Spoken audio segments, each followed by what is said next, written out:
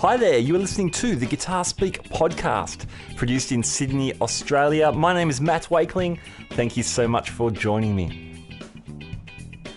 Now today we speak to Joe Elliott, fantastic guitar player.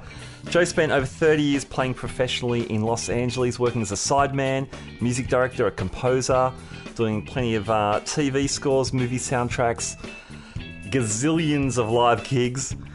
He also did a lot of teaching at the Guitar Institute. In fact, he spent well over 20 years there and ended up being the director of education for the Musicians Institute, which oversees the Guitar Institute and all the other arms there. So a really amazing career. He's put out a couple of solo albums.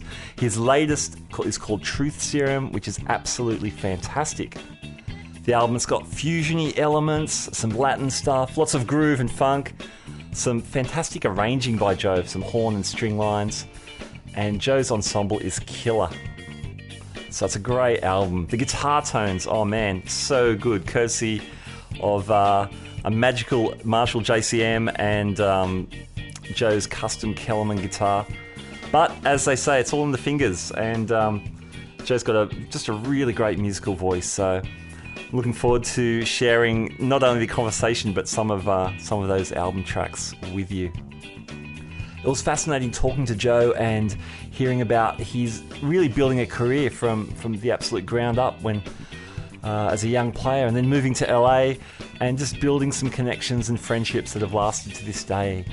Joe talks about working with Scott Henderson, Keith Wyatt, TJ Helmrich, Brett Garsett, a whole bunch of people in his time there, and building the giant LA rack, eventually putting that away, all that kind of stuff, all those great guitar stories. Now I need to thank Jude Gold, our good friend Jude Gold. Jude hooked me up with Joe. Jude also got to know Joe through Musicians Institute when Jude was working there, so thank you very much, Jude Gold. We owe you one, buddy.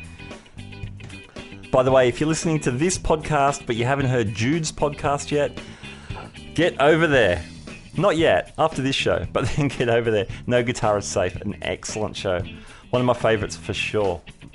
Okay, Joe Elliott, let's hear a bit of this guy's composing and guitar playing. This is a track from the Truth Serum album. It's called Distant Early Warning. And from there we'll go into our conversation with Joe Elliott.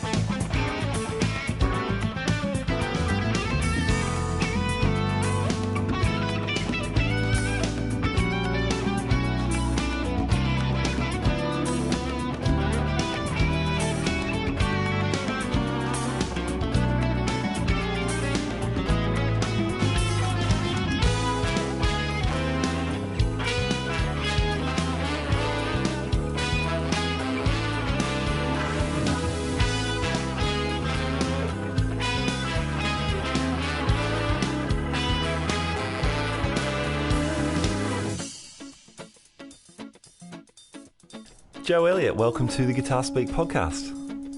Thank you for having me. It's great to have you. Now, you, I understand, grew up in Indiana. What was your start on guitar? Well, my parents, my father was a minister, and so we moved about every 4 or 5 years to a new town, to a new church. And when we moved up to Iowa, when I was about, 11 or so, wanted to play guitar, and in my junior high school, the general music teacher, she had a guitar there, and they had baritone ukuleles, which are the top four strings guitar Uh-huh. for the music class. And man, as soon as I could get my hands on one, I started playing one. My older brothers and sisters were all listening to all the pop and soul and music of the time, and my dad was listening to big band jazz music, and my mom was listening to classical music. So I was the last one in the chain, and I was the one that wanted to play music. So I was fortunate to have this junior high teacher who was very nurturing by letting me play her guitar and just kind of, giving me some tools. That's great. Sounds like you had some good listening amongst the family as well. Good broad range of stuff that you got to listen to in the house. Yeah, it was, it goes. I can feel the influences of it today here as a no longer young man. I mean, I've always had broad taste in music and appreciation for anything that's played well and written well. Awesome. Did you have any opportunity to play in bands, or was there did you end up playing in church? Was that an option for a guitar player? Oh, a little bit. That was, in the '70s. Even in the Catholic and the Protestant churches, acoustic guitars were being used in services, and they were trying to integrate. But most of my playing was, I wanted to form a rock band, so I was kind of living in two worlds. On Sunday, I was at church with mom and dad and family, but during the week, whenever I could get my buds together to jam, we'd play. So, right away, I think I was about 13. And when I was 14, I first got my first guitar. I started a band, and we didn't know much, but we did know that we wanted to be in a rock band. So, yeah. So we started playing. We actually there were gigs to play, even when I was in junior high, even if they were school sponsored dances on a Thursday afternoon after school. You had the opportunity to play in front of an audience and feel that coming back, So, yeah, I was very fortunate in junior high to do that. And then in high school, we had moved to Montana, which is a very rural state, and I formed and joined bands there, and we had many opportunities to perform live. We would drive out to the surrounding ranch towns and farm towns and play homecoming dances and proms in the spring, and there were just lots of opportunities to play. I mean, I made a decent amount of money in high school just running, being a band leader and running the rock and pop bands I was playing. That's great. What sort of material would you guys do? Well, those were the days of the Doobie Brothers, beginning of ZZ Top.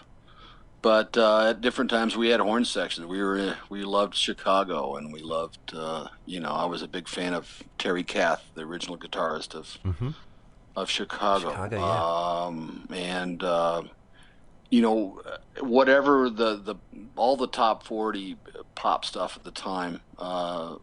And big fan of the Doobie Brothers back then, and very, very broad taste in music. But we played nearly every weekend and a couple nights a weekend from my junior and senior year of high school, which was incredible experience. Just not really knowing what you're doing, just learning by performing and making mistakes and judging audience reaction and all of that. It's a great experience, great education. Fantastic. And it sounds like a rich bunch of songs you were learning in terms of getting your guitar playing together. Who are the guitar players you were looking up to at this stage?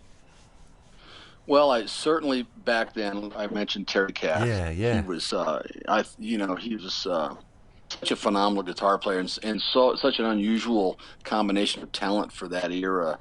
There are great stories of Jimi Hendrix being in awe of Terry Kath, and yet, harmonically, he could span the range from playing key center rock solos and very aggressive Hendrix-like things to playing through chord changes very gracefully and tastefully.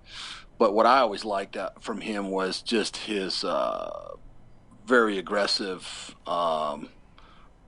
appropriately aggressive style. He was not somebody that backed away from anything when he was soloing. He was a tasty player, but very aggressive. Besides him, I liked Billy Gibbons a lot. I liked the Doobie Brothers guys. Tommy Johnston was a hero of mine. Joe Walsh was the guy I loved to listen to. Yeah. And I would say through my high school years, those were the guys. I also liked Bruce Conte of Tower Power. I was a big Tower Power R&B funk soul band, and so that was a whole nother area. One of my brothers turned me on to Sly and the Family Stone, and that whole funk guitar thing got into my mind back then too, and so I listened to an awful lot of that. Earth, Wind and Fire was a big influence on me. Al Steele, Chess McKay, who was the architect for a lot of those great Earth, Wind and Fire parts, another big influence. And then I heard the George Benson Breezin' record. That came out when I was a senior in high school. I thought, wow, this is cool. What's this? So, I keep chasing shiny objects when it comes to guitar players and music. That's great. That's interesting, because when I hear you playing now, and we'll talk about your new album as well. I'm really keen to dig into that. But I do hear all those things now that you mention them. I hear like an aggressive digging in, which you don't always hear with that West Coast kind of influence. And yet there's groove and there's funk as well. So you actually were hearing all this really as a young man. That's very interesting. Yeah, I've really had an interesting and fun career. Just not only the range of things, styles that I've gotten to do performing in with some of the level of musicians that I've gotten to play with in all these different styles, but also just because of my life as an educator too. Teaching at G.I.T for so many years and being exposed and teaching alongside of all those great guys and all the great students. Yeah. And then moving to the Twin Cities here in Minnesota, which is such a rich music scene here, and the whole Prince influence here. I've had a really fun career, so far, and but a wide range of experiences. So it's hard to nail it all down. It's not a simple story. You mentioned G.I.T. When did you decide to move there to study? Because you were first a student before you were teaching there, is that right? I was. I learned about G.I.T. back in 1978 or 9. It was just a young thing. And I was attending Montana State University as a music major. And our band director took us down there, our big band, for a jazz festival, and there was a guitarist, Mundell Lowe, who was one of the new teachers there, and he did a clinic, and he was pumping up the school, and I said, wow, I got to find out about this place, because by that time I'd been exposed to another big influence of mine, which was Larry Carlton and Robin Ford. Those guys were big heroes of mine. Yeah. And so I had my sights on LA. I thought, that's where I got to go. I got to get out of Montana and get down there. And so he told me about this school, and I thought, wow, that sounds perfect. And when I got back home from that trip, I did some research. I don't know how you did research back then. Didn't go online. Probably, I don't know how I did. I probably checked Guitar Player magazine or something. Yeah. And anyway, I applied, and I was accepted. And that was about 1980, or 79. But I had just gotten married as a super young man, and I also joined a band that went on the road. First I had moved. We did move down to L.A., and my goal was to go to school there. But the money wasn't there, and I was unhappy with the band I was playing at. My wife was a 20-year-old girl who was not digging L.A. Okay. So we packed up and left, and ended up going on the road for about 4 years, all across America and Canada, touring with back when the club scene was just hot in America. I mean, It was just amazing. There were bands everywhere, and there was work everywhere. And so when that was done, about 85, I finally got to go to G.I.T. Okay. And I had matured a lot as a person and player, so I was really ready to accept the information I was about to get, So it was actually, it all worked out pretty well because I had 4 years of hard road playing. We're talking 6 nights a week, Yeah, wow. 52 weeks a year. So I was ready, and it was a fantastic experience to be uh, around all those players. I met Scott Henderson and Frank Gambale and Joe Diorio, and got to play with Joe Pass in private settings, Wow.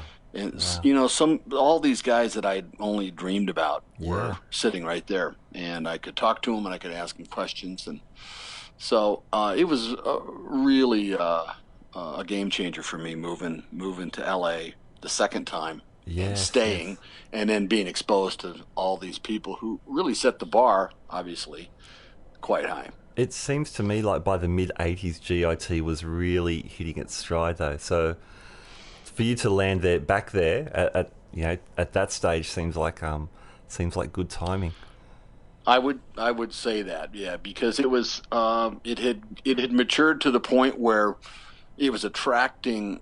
I mean, there were a lot of guitar players there, Hmm. and so there's the upside of that and the downside of that. The upside of that is that if you've got 350 guitar players, the chances for 50 or 100 of those to be really good is much higher than if it's a percentage game. So Of course, yeah. they were, and so that also allowed the school to hire even more great people to be on staff there. And so it was just a fantastic experience, and I owe a lot to so many teachers there who were genuinely interested in sharing their gifts. That's all I can say about that.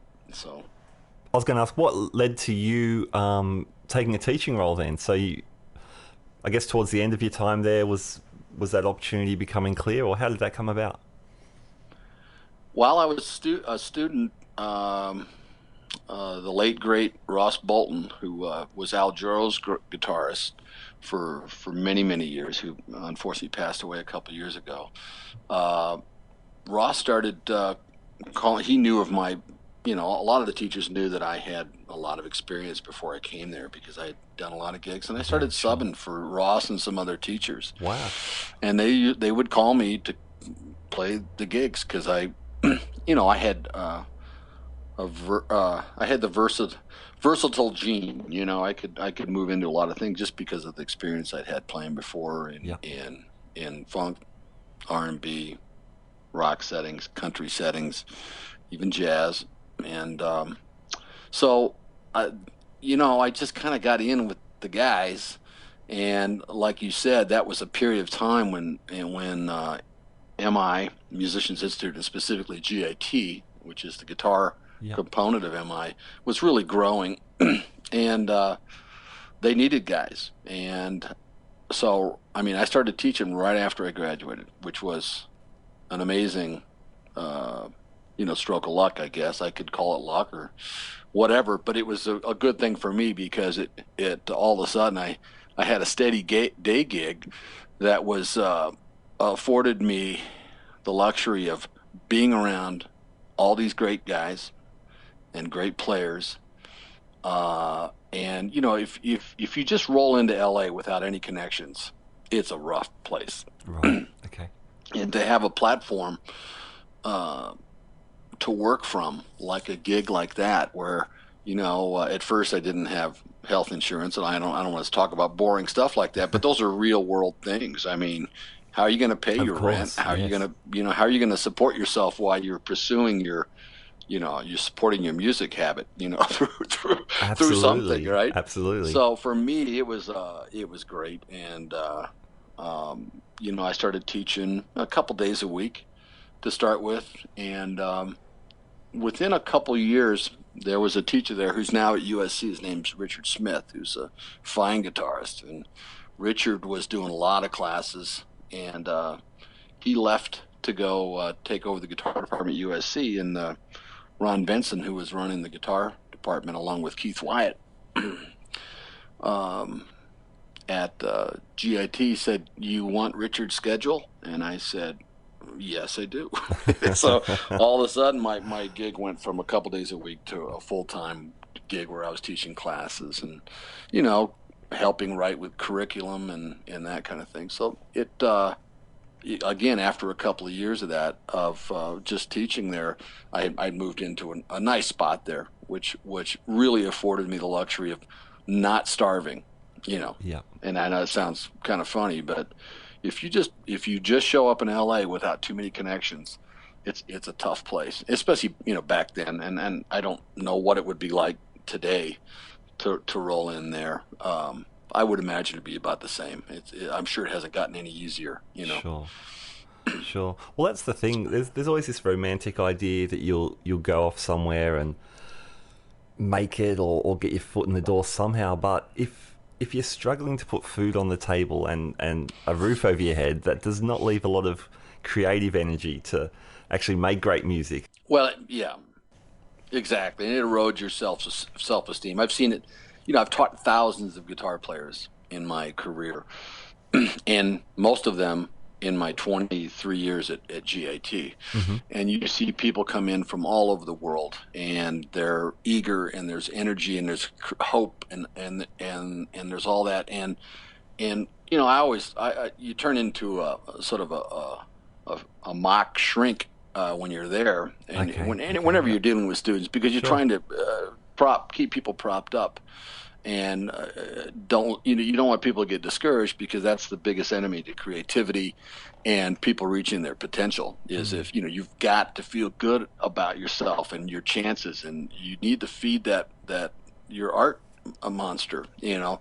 And when you're just struggling and things just aren't going well, it's devastating, and so much talent it just never gets realized because of those kind of things. So you can imagine, for me, having the opportunity to, you know, be able to teach during the day and play and write and record at night, and it was. I look back on it now, and I got really lucky. So I feel really, really fortunate about that. Yeah, sure. But with also the skill base and all your hard work, I'm sure, led into all that as well. I think it sounds to me like a perfect storm of actually you really working hard. And also being in the right place at the right time. I think there was no substitute for your hard work either. It seems like you were gigging a lot as well, and doing lots of recording dates. That point you mentioned is really interesting about LA, and that was my impression, that there seemed to be so much work there, but absolutely so many guitar players. Yeah. So you kept busy though. Tell me about some of the gigs that you landed and that you were doing. When I was in LA, I did just a wide range of things. I mean, right when I got done with GIT, I had, you know, consciously spread myself out as wide as possible. I was playing with a big 9-piece tower power type horn band called Balance, that was produced by Emilio Castillo. Of Tower. Yeah, awesome. And then I was playing in a rockabilly band with a songwriter. I was doing my own band, fusion, you know, 4-piece guitar instrumental stuff. I was playing in an Elvis band. I was playing in a country band. Yeah. I was playing in a couple top 40. I was in 7 different things at the same time, and that's not an exaggeration. Uh-huh. And now they weren't all playing every night of the week, but over the course of a month, I probably would, you know, play with all these things. And so a really interesting connection happened for me. I got hooked in with a lot of the East LA guys, and the whole it's a blend of all Latin styles that happens in East LA. It's not just Mexican American. There are Cuban Americans there from all over Latin America. There are people and musicians who live in East LA. And that turned into a whole nother music experience for me, learning from the street guys a lot about Latin music. And there are a lot of artists there. Balance was one of the bands. There was a singer named Mike Jimenez who so many great musicians in LA have gone through his band, salsa, his big band, salsa band, and so that was a big experience for me. Um, I I spent an awful lot of my time playing my music uh, as often as I could in the jazz club, the Baked Potato in LA. I don't know if you know that name Oh, of that club, but absolutely. it's A legendary and club. right. So um, I also did an R&B band with Carol Rogers from Sergio Mendes band. It started off being a Brazilian band that we put Uh-huh. together, but it evolved into a backbeat, almost a Tina Turner R&B type band, and we worked the Big Potato quite often, and that was a fun gig. I did a lot of session work for songwriters, a lot of it demo work. Um, and then my life was also, obviously consumed. In '97 in 1997 I was asked to be the department head for the guitar program for G.I.T. Yeah, And so fantastic. suddenly, that started consuming more of my time. And then in 2000, not because I pursued it, I ended up being VP of education there, which is essentially the dean running the education part of the school. Okay. And And does that cover that all of the schools? Is that not only yeah, the I guitar was school, but right. the other So areas? what I would do, I would supervise the department heads for the guitar, bass, drum, keyboard, vocal, recording, film, music business. Those were all my responsibility. All those department heads, and that was a massive job that I never I never asked for, but ended up doing for 8 years, Okay. and so my during that time, I really scaled back a lot of my performing. I did my gigs, my own fusion thing at the Baked Potato, Hmm. and I did some of the other ones, but there just wasn't the bandwidth to Sure, be sure. be out every night. Just it wasn't happening, and I was raising 4 children at the same time Yep. with my wife, so Hmm. all that takes your time. So, Yeah, absolutely. but I never stopped, writing, and I was always, of course, playing. I kept my chops up through all that, and because that was just a priority for me. Hmm. So What did your rig look like around that time? So late '90s. yeah, What's an well, LA guy playing on the gig? I had rackitis back in '91 or '92, We all did. and yeah. So before that, I got to tell you what I used before that was a Mesa Boogie Mark II-B that I bought in 1984, Oh, 85, okay, okay. Yeah, and awesome. and which I own again today, the very same Oh, amplifier, the really? exact amplifier. But in about '91 or '92, everybody was going to racks, and Okay. so uh, I was looking at it. So I asked Scott Henderson what to buy, because I Hmm. just, some of these guys had the time and the money, or maybe I should say they took the time to really check out all the gear Yep. and everything, and so Scott made some recommendations back then on what he did. So at that time, the rack there's a picture of it on my website actually, and it's got a Boogie Quad preamp, Yep. Yep. which was designed to be 4 preamps in one, so you could have 4 presets. And the power stage was a Boogie 295 power amp. Then in between that, I had, I think I had an old MIDI verb. I had a couple micro verbs. Hmm. I had a Ibanez SDR 1000 delay, which was the same one that I think Holdsworth used. I know Scott Henderson used it. Uh-huh. Awesome. So I bought all these things, and I put it together, and it just sounded like hell. It just sounded, all of a sudden the guts were gone, and I thought, really, you just don't buy the stuff and it doesn't magically sound good. So Scott was kind enough to invite me over to his house, because I was just, I don't think I was quite in tears, but I was, he had such a phenomenal sound, and he was, Yeah, yeah. you know, still is a guitar player I look up to a lot Okay. because Yep. of all kinds of reasons that are obvious. So I took my pile of stuff in my rack over to Scott's house, and he had in his living room, he had his stuff set up, and so we set up my stuff side by side, and it was, you know, it was pitiful how mine sounded compared to his.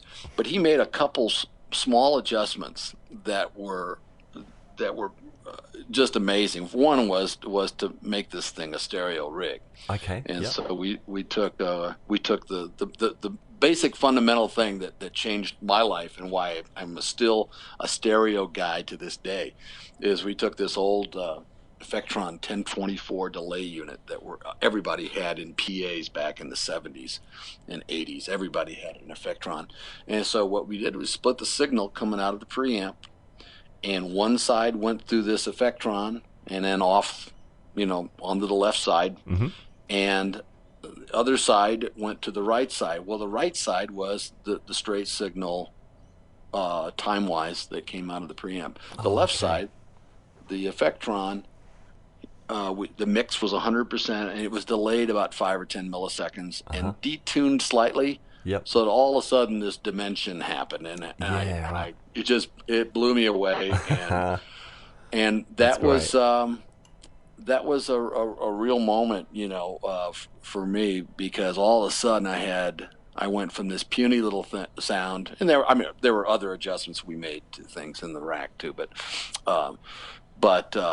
that was major. And then that Ibanez SDR 1000. I don't know if you're familiar with that old piece of gear. Yeah, it's a definitely. single space rack, and the simple principles of rack building, like splitting the signal, detuning one side, and then EQing the long delays so that they're more of a shadow than a irritating replica. Sure. So I'd say those were the big rack discoveries, or I would say things that Scott helped me get to. And then I used that rack, almost early 90s. I made very little changes in that thing for 15 years probably. And then, everybody started fading away from racks, and I got tired of hauling it around. Sure. When I didn't have somebody to do it for me. Well, those 295s are heavy, and that's just the power amp, and that plus you got other stuff in there. I know. Well, it was ridiculous. I had a special thing in the back of my pickup where I could carry it around town comfortably. But I still have it. It sits out in my garage here in Minnesota, and every now and then I open it up and go, "Yep, there it is." But what speakers were you using? EVLs. And they were teal cabinets, and I still have those too. Yep. And those I closed up the ports, and they're closed back cabinets, so they had a lot of punch. Yep. And they threw a long way. So 112, pretty unforgiving. 112, each cabinet had a 112. Okay. Yeah. Yeah, those EVs, they tell it like it is. They're very unforgiving. So I still have them, and I'm kind of a pack rat with old stuff. So someday the rack probably just has to go, and unless there's some Renaissance period. I don't know. Yeah.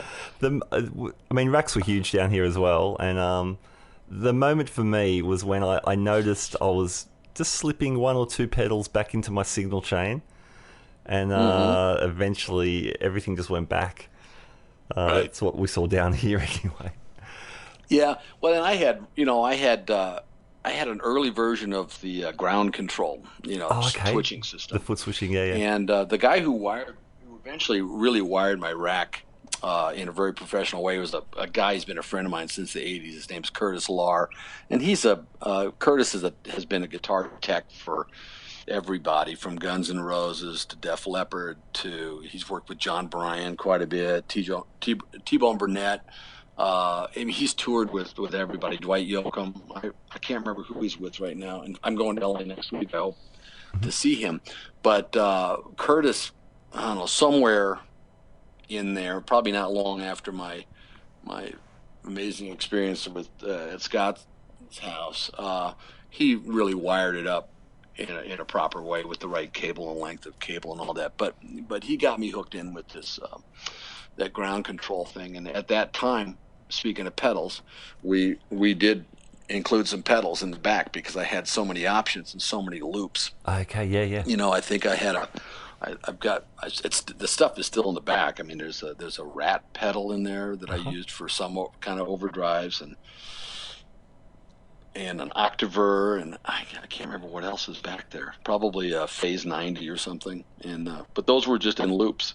But that was an early switching system, the ground control, and it was pretty slick. It was a pretty creative thing that happened to racks when all of a sudden you didn't have to do the dance tapping pedals. Yeah, absolutely. What guitars were you playing back then? I have a 1979 Fender Strat, maple neck, ash body, and I have an ES335. And those were my main guitars. I've got a 59 Martin acoustic that I've had since I was in high school. It's a 0018E. There's a picture of that on my website. I've seen that. It's got that big pickup in the sound hole. It's factory pickup. Yeah, and wow. I've since put another pickup in that thing that sounds fantastic. I'm gonna embarrass myself and not remember the name of the pickup the guy put it for me, but it's that guitar sounds fantastic. In early 90s, a friend of mine built a custom Strat for me that I still play today, a builder named Ted Kellison up in Montana. Okay, yeah. And on my website there's a picture of this red Strat, and I've been playing that guitar for 26 years now, and it's home for me. Okay. And it's got a wide range of tones. I mean, I do a fair amount of R&B, funk, rhythm guitar playing here, and it's got all of that I need. I can get up on the neck pickup, roll off the high end, and get a credible jazz tone out of it. I can move into any other positions. I can go on the bridge pickup and crank it up. On the album, I used T.J. Helmerich's Marshall that everybody in LA seems to use for recordings, and it sounds great with that Marshall as well. Yep. It's a very versatile Strat. So I've been playing the same basic guitars for a long time. I bought other ones that I use as tools for things if the session calls for that. I have a Telly, and I've got a Godin, and I've got a VGA Excalibur that I rarely play. That's a beautiful guitar. I used to have a bunch more Gibsons. I had a ES330, which is a 335 without the wood block, and I had an ES350. And I do have a Howard Roberts Fusion guitar, which is was given to me on my graduation day from G.I.T. Wow! And that's a fantastic axe as well. So pictures of all of them are on the website. So yeah, I've had to scroll through. Man, it's awesome. That Kellison guitar, does that have 23 frets? Yeah, that's what everybody says. and the story behind that was, Ted's building it. He goes, "How many frets you want on this thing?" And I said, "Well, how many can you get me in there?" He says, "Well, I think I can give you 23." I said, "All right, give me 23." And so couldn't quite get 24 with that neck pickup where it needed to be. Yeah, that's the thing. That's the thing with 24. The neck pickup, it's just not quite in the right spot. Right. So you know what? To me, it's not weird. I mean, if I need an E, it's a half step bend, and I'm there. Yeah. And and the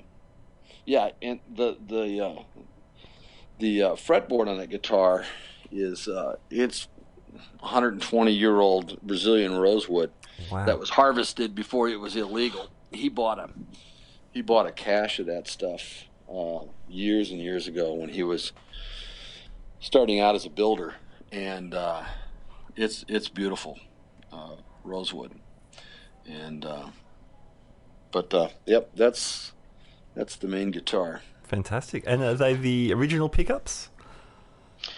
Yeah, those are Duncan. It's a 57 in the back, and then those bar pickups in the front. Yeah, like middle. Kind of the single coils with the rail. Yep. Rail kind of thing. Yeah, and it's very versatile really versatile guitar, sound-wise, tone-wise. So that's why I can use it for so many different things. Yeah, cool. Hey, let's talk about your latest album, Truth Serum, which I'm assuming has a lot of that guitar on there. It's pretty much only that guitar on there. There's very I don't think I used much of anything else on that. There's a couple tracks where my nylon string Godin is in the back somewhere, and I think I might have used the 79 Strat for a couple rhythm tracks. But all of anything that's, of course, it's all instrumental, so all the leads and main line, the head stuff is all done on that Kellison Strat. Yeah. Awesome. Fantastic. There's some great tracks. One of my favorites is, I don't know if I'm going to pronounce this right, Kalugida? Kalugida. Yeah. Kalugida. There's a really sweet story behind that name. Can you tell us about that? Yeah, well, one of my older brothers and my sister, before I was born, when they were toddlers, would play out in the front of the house in the gutter.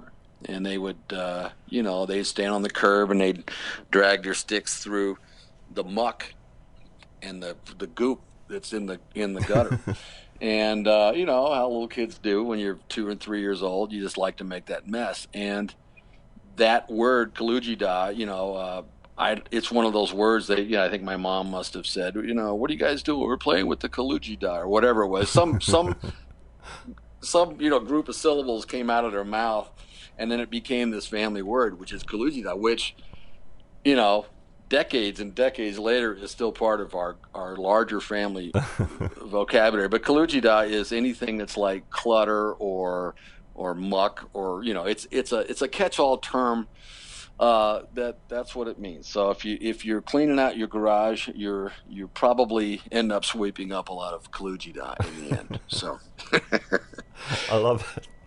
But it's a long tune, and it's got a lot of segments in it, and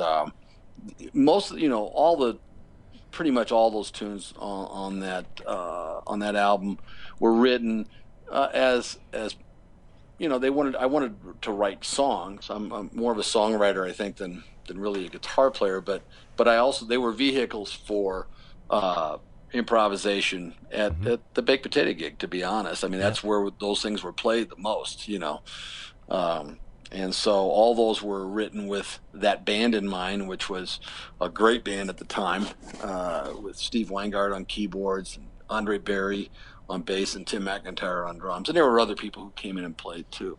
Yeah, cool. There's a great drum solo actually on that track.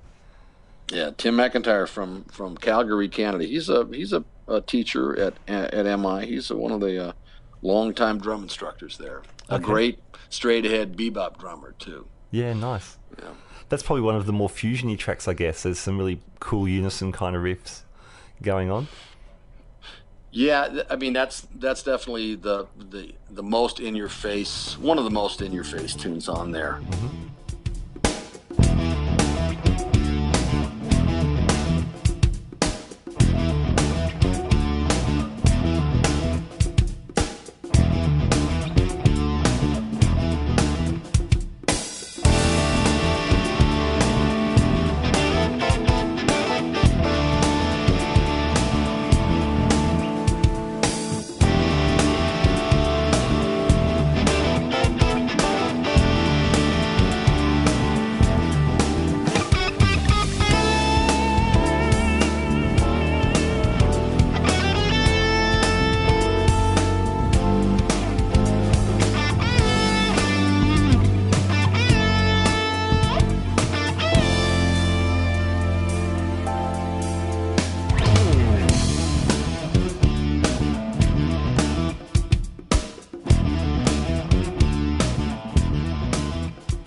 In producing that track, trying to have the aggression that can happen in a live performance come across the track was it's hard to do and make it fit in with the rest of the tracks on the album as well. So, I was reasonably happy with the way we were able to keep some continuity through the production of the whole project. So yeah, cool. What else? I've made notes on a bunch of songs. I really enjoyed the album. Ode Well, to thank you. was it Ode to Elaf? Oh, Ode to Elaf. So what that means? That's a play on words. Elaf is an acronym for 80s LA fusion. So and of course an ode Great. would be a song that would be a story about Yeah. or Okay. something in tribute to. So Hmm. that song, actually, that thing was written since I've been in Twin Cities, and when I was writing that, I thought, God, this just sounds like the stuff Larry Carlton or Lee Ritenour or any of those guys were doing in the early '80s. I mean, it's definitely a throwback kind of sounding song. So it's ode to Elaf. It's ode to early LA fusion.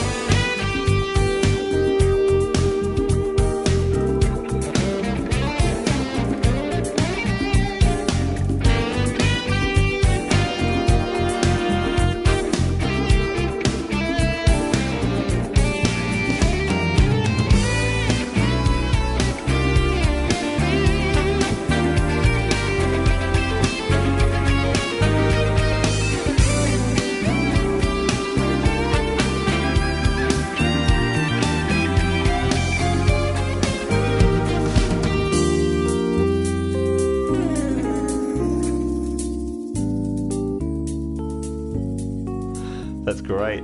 That's just one of the tracks that's got some really great horn parts. Did you arrange those, or were you involved in those parts? Yeah, yeah, yeah. Did the horn stuff I did on there? Uh, the ballad, the blues ballad, "Tears" is the horn stuff on that. That's actually 4 trombones played by one guy, Oh, but wow. it's Beautiful. overlaid. But that was fun to arrange as well, along with the strings, which are overlaid. And then actually, after all that was done, I brought in my good friend Ricky Peterson, who's a great Hammond B3 player, Yeah. who lives here, and almost all the Hammond stuff on the album is Ricky. Okay. And it's just what a spark in my life that guy's been moving here.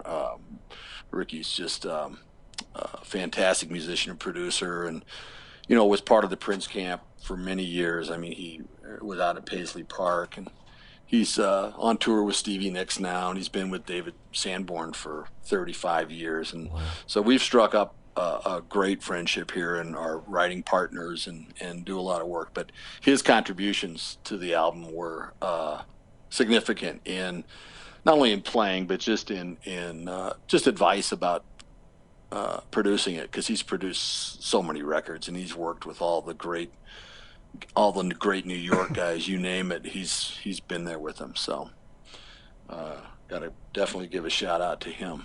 Awesome. I was going to ask you about the Afro-Latin kind of vibe on Farias, but you've sort of already explained where that comes from back from those LA kind of gigs. Mm-hmm. Yeah. Right. I was really fortunate to play with, nothing was very pure, one thing or another. I don't say that. That's with great respect I say that. And there wasn't much of the Latin music I played in LA. It was purely one thing or another. It was such a great blend of a lot of different things, because maybe some of the Tex-Mex things that I played were pretty pure, but even that's a blend. I mean, all music is ultimately a fusion of something. But that, I got to play with some great Brazilian musicians. The band I mentioned before with Carol Rogers, who was Sergio Mendes' singer for so many years, she used to bring in to our band really great Brazilian musicians. Renato Neto, who's just a phenomenal Brazilian keyboard player. He had Prince ties as well, ironically. But when I got to play with those guys and read those charts and sort of look under the hood of how those parts all fit together. It can't help but rub off on you. Yeah, definitely. That's awesome. Ain't it great to be crazy? You bust out some rock and roll chops over that one. Well, it's if I were, it's kind of interesting to in my mind where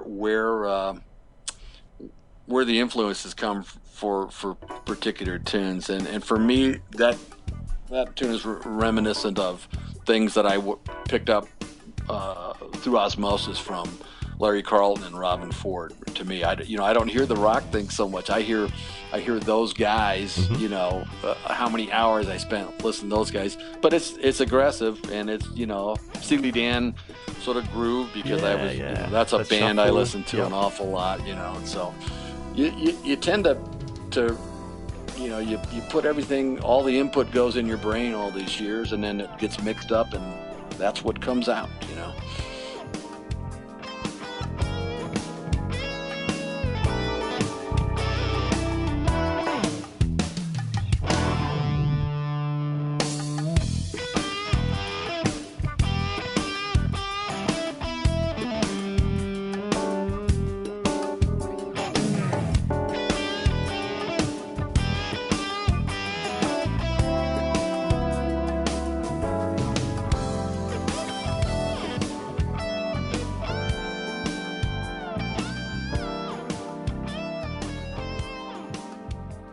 Well, with that song, my first thought is there's some rock kind of a vibe, but then there's some tasty chord changes, which seems to be a mark of your work.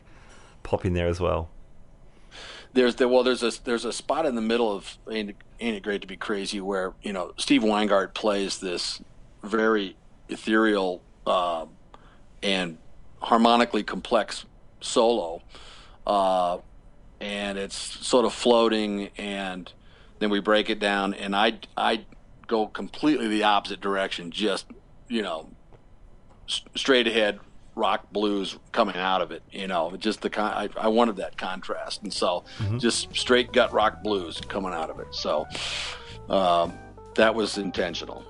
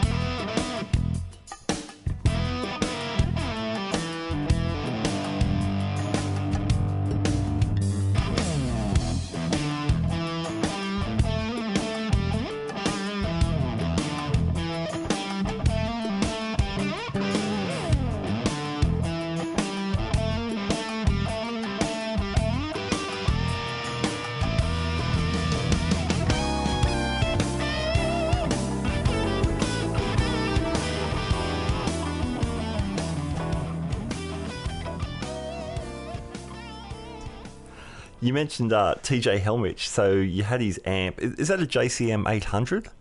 Yeah. Cool. There's a picture of it on the website too. Yeah. Awesome. TJ is I don't know if you've ever had TJ on, but TJ's he's been a friend of mine since the late 80s, and of course, I don't know how much of his work but not only is he a great guitar player, but he's a great engineer and great soundsmith for all kinds of things. I mean, he's well known for drum sounds and all sounds. Okay. So I'm actually hooking up with TJ via phone tomorrow to go through some new amp plugins that I want to get in my Pro Tools rig here. Okay. So nice. But TJ got very generous with his time and gear on my first album, which is not on the website or available years ago. TJ brought out his I don't know if you remember the juice extractor, which was a power soak device. Yeah, could kind of scale down. Yeah. Right. I came out of my Boogie 295 into the juice extractor, And of course, the 295 is just cranked and everything's maxed, and then the juice extractor brings it down to just a whisper almost, but with the sound of the tubes being worked. So, but TJ's Marshall on there, he and Brett Garcet have used that amp on, I think, almost all of their records that they've done together. Okay, cool. That's awesome. So when I'm hearing your tone, how much of the breakup, because your breakup is so tasty, how much of that is the Marshall, or are you pushing the front end of that with any pedals or anything, or are we mainly hearing the amp?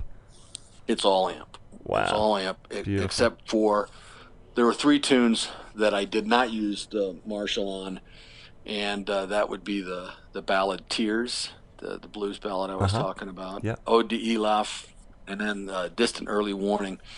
And with those, I ran those through a Fender Hot Rod Deluxe, and I used Greg Koch's called a Gristle King. Yeah. I've heard of this. So I don't know if do you know Greg? No, of Greg, definitely, yeah.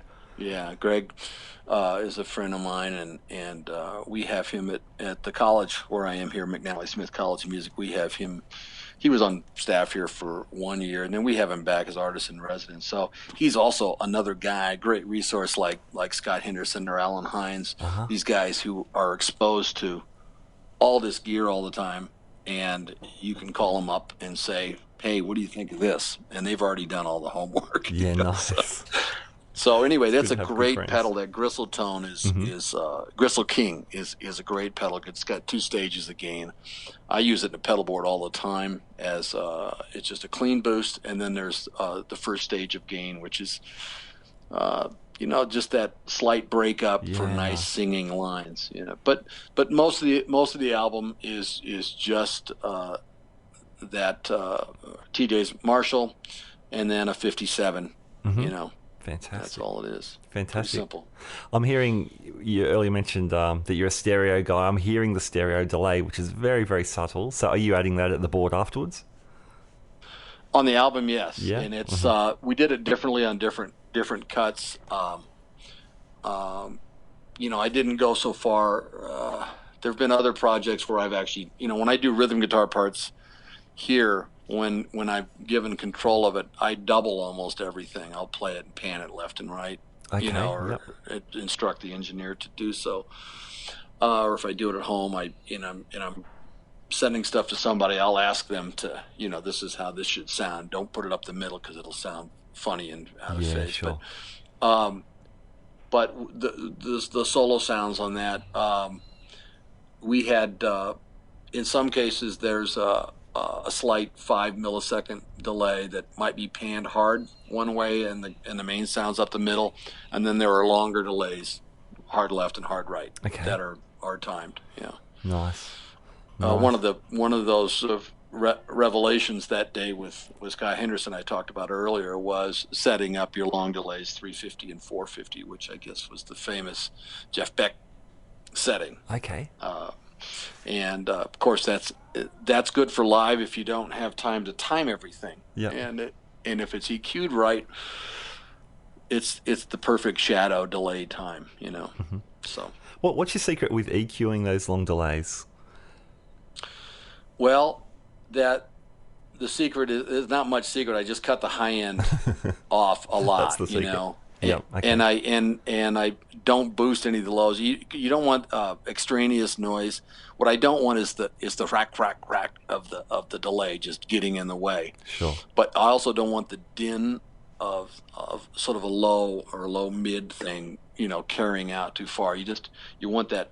It's when I'm teaching students about setting up pedal boards or whatever, I always describe it as a delay being a shadow, more than really a delay. It's a shadow of what you're doing, and it follows you around. And nice. It's like the sustain pedal for an acoustic piano.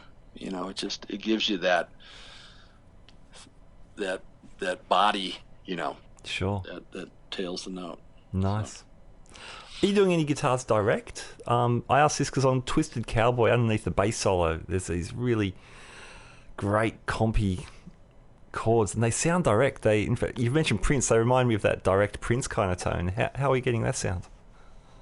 Yeah, almost all the rhythm guitar is direct. Okay. On the whole project, just because I've become accustomed to doing that here, and it's rare even for distorted stuff where I mic and amp anymore. I mean, if I do another or when I do another album of my own, I don't know what I'll do. I don't know if I'll go to LA and hijack PJ's Marshall and bring it up here, or whether I will have discovered some modeling plug-in that I just think is fantastic. There's so much great stuff out there now, and I'm all that rhythm guitar stuff is direct right in. There's sometimes I'm going through an old Boss GT5 effects processor. Because I use that in my studio all the time as just a preamp, just get a little bit of a preamp sound before I go direct into Pro Tools. But most of it's straight in. Yeah, cool. Very good. Well, the album sounds amazing. It's beautifully produced and great tunes, and it's a real band effort. It's a guitar album, of course. You're the main voice, but there's a lot of room for your bandmates to stretch out as well, which I really liked. So, congratulations on launching. Thank you. So, Truth Serum is the name of the album. What's the best way for people to keep up to date with you and get a hold of the record, that sort of thing? It's on CD Baby. Truth Serum, Joe Elliott, and that's same as the guy from Def Leppard, 2 L's, 2 T's. Yeah, I found that out.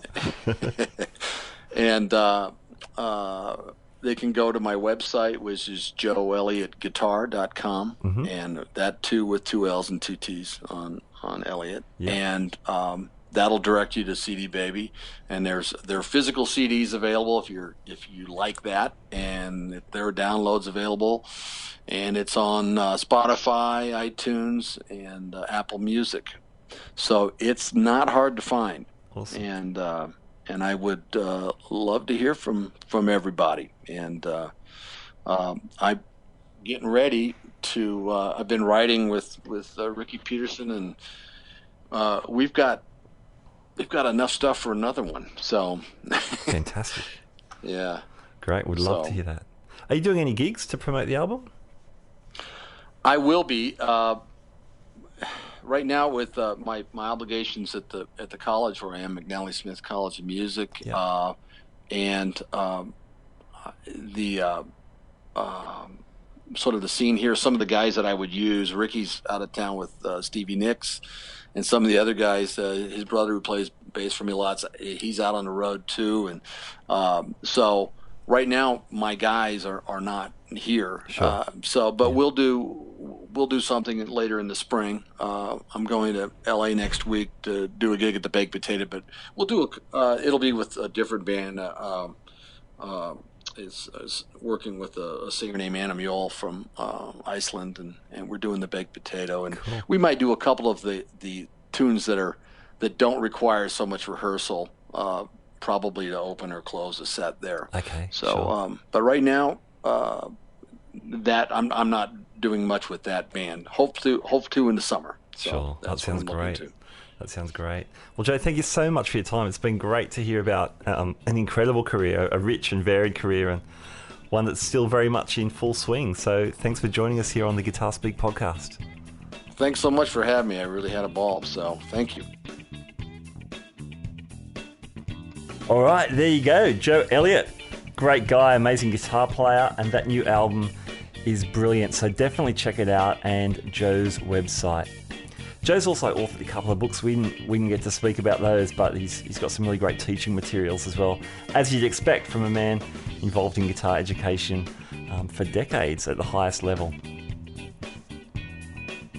All right. Hey, thank you for joining us on the Guitar Speak podcast. Remember, you can find us on Facebook or Instagram. You can subscribe to our podcast on iTunes or Stitcher or wherever you get your podcasts. If you're enjoying the episodes, please share them around. That really helps us get the word out. We really appreciate you doing that, and we just like hearing from our listeners anyway, so give us a yell, say hello. You can email us to guitarspeakpodcast@gmail.com. Happy to talk to you over the email, all good. All right, lots of great episodes coming up. Next week, Australian legend of the guitar, Brett Garsed. Incredible player. Had a great time talking to him. It was an honour to meet him, and I'm really looking forward to sharing that interview with you as well. So keep it locked in, tune in, whatever, subscribe, and we'll see you next time on the Guitar Speak podcast. Thanks so much. Bye now.